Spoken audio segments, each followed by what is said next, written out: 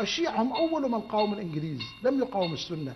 الشيعة هم أبطال القتال، وبالتالي إذا اقتنع الشيعة يوما بأنه ما فائدة من الاحتلال إلا أن يقاوم، حينئذ ستكون المسألة بلا حل. ولهذا أرجو أن أمريكا بعقلها، بكتابها، بأدبائها، بشعرائها، بفلاسفتها، هذا الملك العظيم ما قام اعتباطا.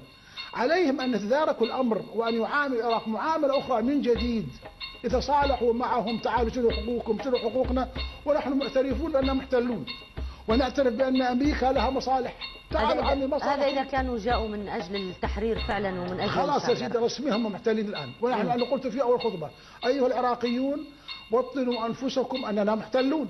خلاص انتهينا، احنا انهزمنا عسكريا محتلون، لكن لنا حقوق والمحتل حقوق.